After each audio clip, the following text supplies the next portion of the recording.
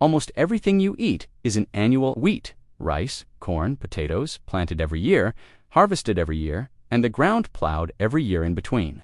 There is a food that is not, and it was a staple across the Pacific for thousands of years before anybody in Europe had heard of it. Plant it once, it produces for 50 years, in some cases longer. A single mature tree yields somewhere in the region of 150 to 200 fruits in a season, and one tree can genuinely feed a family.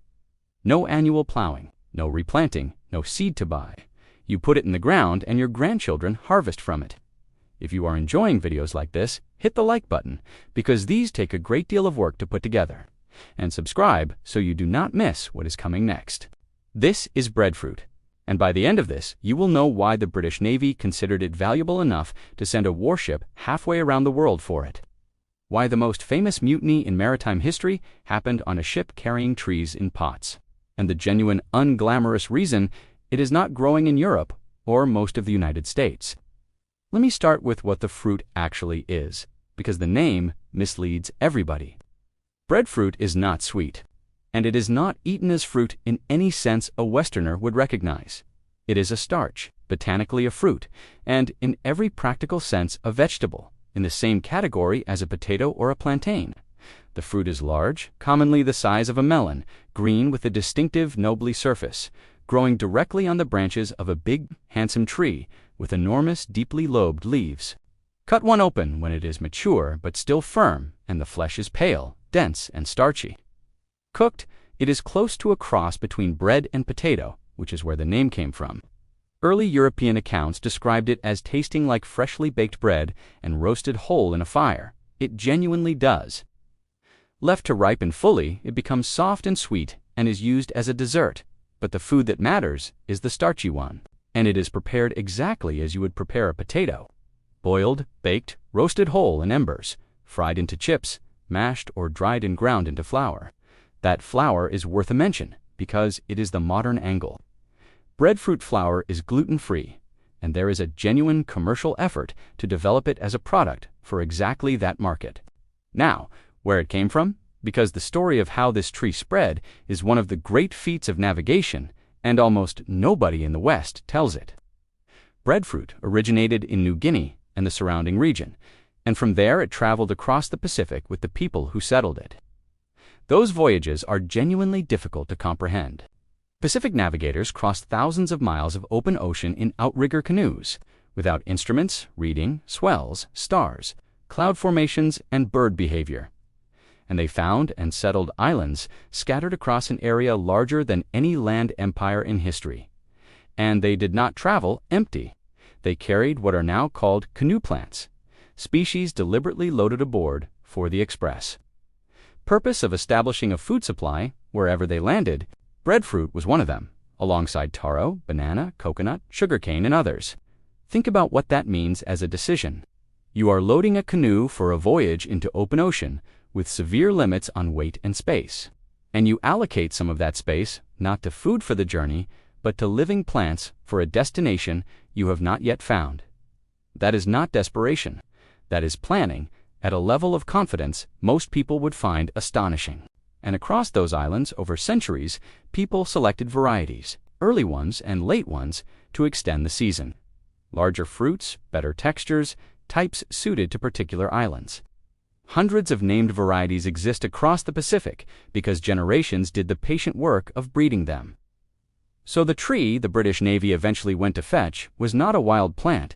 It was a domesticated crop, developed and refined by Pacific societies over thousands of years, and that detail is almost entirely absent from the way the story is usually told. Now the numbers, because this is where the tree stops being a curiosity. A mature breadfruit tree produces somewhere around 150 to 200 fruits per year, and those fruits are substantial, several pounds each. Run that arithmetic against an annual crop. A field of wheat gives you one harvest, from seed you bought, on ground you prepared, with fertilizer you applied, and then the field is bare, and you do it all again. The tree gives you a harvest every year for decades from a single planting, and in between it is doing what trees do, holding soil, providing shade, and requiring essentially nothing. That is the fundamental difference between an annual crop and a perennial one. and it is one of the genuinely important ideas in agriculture. Annuals put their energy into seed, which is why they feed us well, and they demand the whole cycle every year: tillage, planting, inputs, and bare soil in between. Perennials put their energy into permanent structure, take longer to start producing, and then produce for decades with a fraction of the effort. Almost the entire calorie base of the modern world is annual: wheat, rice, maize, soy, potatoes, which means an enormous share of global agriculture is engaged in doing the same work over again. Every single year, on ground that is exposed and plowed between crops. Breadfruit is a reminder that this is a choice rather than a law, and the consequences of that choice are larger than they look. Plowing a field every year exposes bare soil to rain and wind, and soil erosion is one of the slowest and most serious problems in agriculture, because the topsoil that washes away took centuries to form and is not coming back on any human timescale. Annual cropping also means the ground is bare for part of every year, with no living roots holding it and nothing photosynthesizing, which is why cover crops exist as a partial remedy. A perennial does none of that. Its roots are permanent. They go deep, they hold the soil through every storm, and they are working all year. And because you are not tilling, the structure of that soil is left alone to develop. There are research programs working seriously on perennial versions of annual grains. Precisely because of this, and they are difficult and slow because you are asking a plant to invest in permanent structure and in seed at the same time. Meanwhile, there are already perennial staples that work, and have worked for thousands of years, and breadfruit is one of the best of them. The difficulty was never the botany. It was that our agriculture organized itself around annual grains a very long time ago. And everything since the machinery, the breeding, the markets, the storage, the subsidies, has been built around that decision. Now, the nutrition, because the title says better than milk, and I owe you an honest accounting of that. Breadfruit is primarily a carbohydrate, and that is its job. It is a staple starch, and it is genuinely competitive with the staples it replaces. It contains a meaningful amount of protein for a starchy food and a reasonable amino acid profile compared to many tropical staples. It carries calcium, potassium, magnesium, and vitamin C, and it has fiber, which refined staples largely do not. So the honest framing is that it compares well against the things it actually competes with, meaning rice, cassava, and white bread, rather than being a replacement for dairy in any complete sense. It is not milk, and it does not pretend to be. What it genuinely does better than almost any other staple is produce that nutrition from a tree that nobody has to replant. Now the history, and this is where it becomes extraordinary, in the late 18th century, British plantations in the Caribbean had a problem, and I want to describe it accurately rather than politely, because the polite version misses the point entirely. Those plantations ran on enslaved labor, and enslaved people had to be fed. Food imported from elsewhere was expensive and vulnerable to disruption, and plantation owners wanted a cheap, high-calorie crop that could be grown on the islands and would require minimal labor and land. Reports had come back from the Pacific describing a tree that produced enormous quantities of starchy food with almost no cultivation, so West India planters lobbied, and the British government agreed to fetch it. In 1787, HMS Bounty sailed under the command of Lieutenant William Bligh, with orders to collect breadfruit plants in Tahiti and deliver them to the British West Indies. The ship was modified for the job, and the modification tells you everything about the priorities involved. A large part of the vessel was converted into a floating greenhouse. The great cabin, which would normally be the commander's quarters, was fitted out with racks and staging for hundreds of pots, with gratings in the deck above for light and skylights added. The crew's living space was reduced accordingly, and Bligh gave up his own cabin and moved into a small space instead, and water was rationed with the plants in mind. On a long ocean voyage, fresh water is the most precious thing aboard, and on the Bounty, a portion of it was allocated to keeping saplings alive. So, the men on that ship were living in reduced quarters on restricted water in service of a cargo of potted trees, on a voyage that lasted years. That is not the cause of the mutiny by itself, and historians have argued about the causes for 2 centuries, but it is worth understanding the conditions. Because a ship rebuilt around its cargo is a ship where the crew is not the priority, and everybody aboard would have known it. They reached Tahiti, and the collecting took months, because the plants had to be raised and established before they could travel. The crew spent an extended period in Tahiti during that time. Then, on the return voyage, in April 1789, part of the crew under Fletcher Christian seized the ship.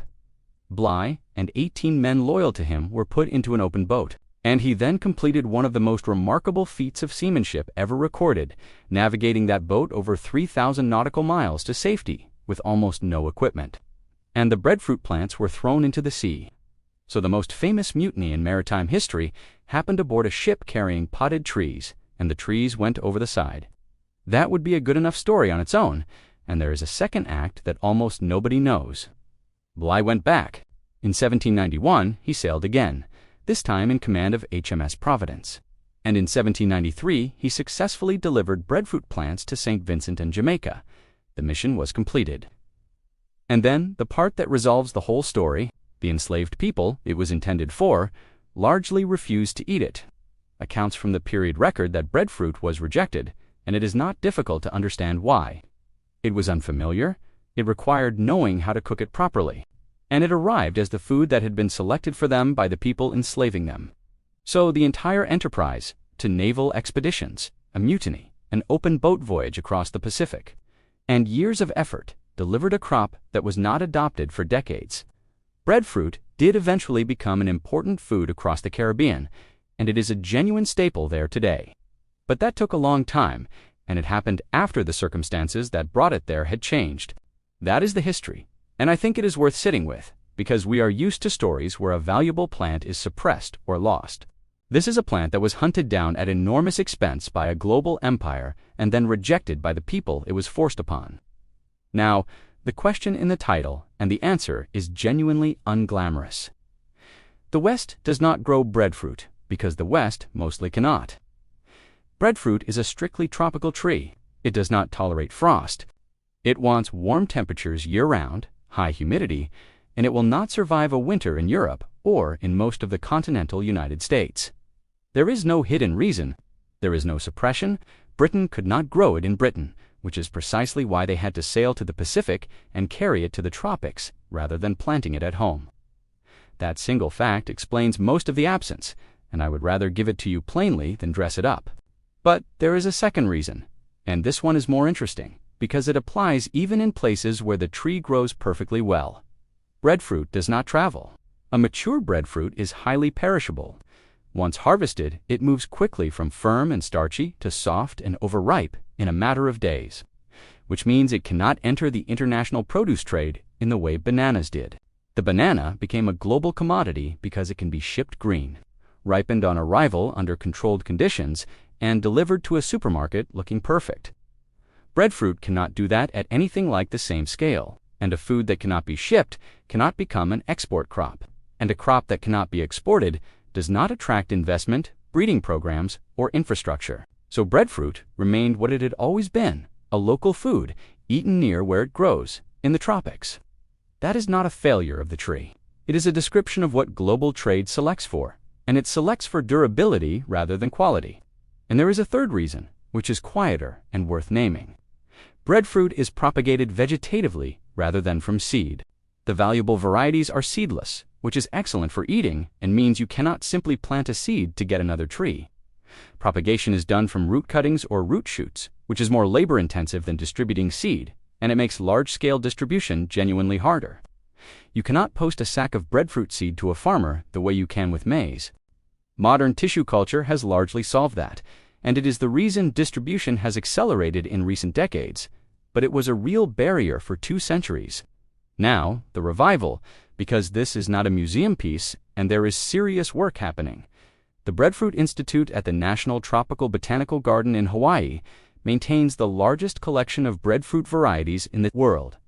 A living archive of the genetic diversity Pacific Islanders developed over thousands of years of selection. That collection matters more than it sounds. Those varieties differ in season, in texture, in size, and in climate tolerance. And having them gathered and characterized is what makes it possible to match a variety to a place. And that institute has run a program distributing breadfruit trees internationally to tropical regions facing food insecurity on exactly the logic this whole video is about. A tree that produces a staple for 50 years, planted in a place that struggles to feed itself, is a different kind of intervention from a shipment of grain. Tens of thousands of trees have been distributed to dozens of countries through that effort. And the logic behind that work is worth understanding, because it is not charity in the usual sense. A shipment of grain feeds people once. It arrives, it is eaten, and the situation is exactly where it started, except that local farmers have just competed against free food and lost. A tree is a different intervention entirely. It takes years to produce, which is a genuine drawback. And once it does, it produces every year for decades without anybody sending anything. There is also a specific match between where breadfruit grows and where hunger is worst. A significant share of the world's food insecure population lives in tropical regions, precisely the climate band where this tree thrives and where temperate grain crops do not. So the argument is straightforward. In a place with the right climate, planting breadfruit converts a recurring problem into a solved one, and it does so with a plant that requires no annual inputs from anybody. It is not a complete answer, and no single crop ever is. But it is one of the few interventions in this field where the thing you hand somebody keeps working long after. Everybody involved has stopped paying attention. Meanwhile, the flour work continues, because flour solves the perishability problem completely. Dried and milled breadfruit stores like any flour, ships like any flour, and is gluten-free, which gives it a market in wealthy countries that fresh breadfruit will never have. That is the realistic commercial future, not fresh fruit in Western supermarkets. But flour on a shelf, made from trees grown in the tropics. Now the honest limits, because I promised them, and because they are real. The first is climate, and it is absolute. If you get frost, you cannot grow this outdoors. That rules out most of Europe, most of the United States, and most of the temperate world. Southern Florida, Hawaii, and comparable climates can, and almost nowhere else in the U.S. The second is time. A breadfruit tree takes years to come into meaningful production, generally 3 to 5 years for first fruit and longer for a full harvest. That is the perennial trade-off, and it is a genuine obstacle for a farmer who needs to eat this year. Perennials reward patience, and patience is expensive when you are poor. The third is size. This is a large tree. It needs real space, and it is not a container plant or a small garden proposition in the way a fruit bush is. The fourth is perishability, which I have covered, and which shapes everything. The fifth is that it is seasonal. Breadfruit does not fruit year-round, and there is a gap. Traditional Pacific societies solved this by fermenting and burying surplus breadfruit in pits, and that deserves more than a passing mention because it is a genuinely sophisticated piece of food technology. Surplus fruit was peeled, packed into pits, lined with leaves, covered, and left to ferment anaerobically.